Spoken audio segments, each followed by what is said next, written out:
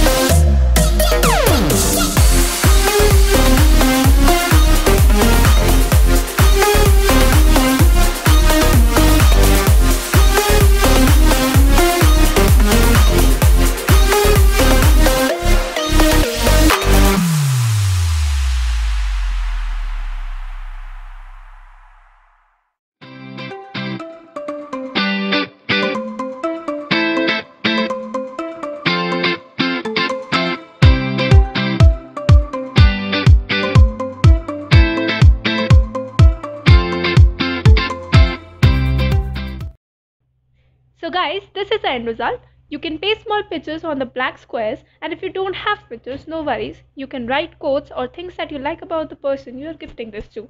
I made this as a birthday gift, but you can also use it for different occasions, like as an anniversary gift, a gift for your Valentine's, for Father's or for Mother's Day, and you can change the wishes accordingly. I hope you guys like this idea for a gift. Do try this at home and let me know how this works out in the comment sections below.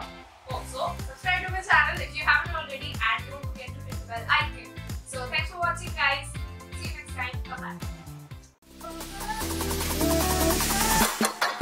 Bye bye.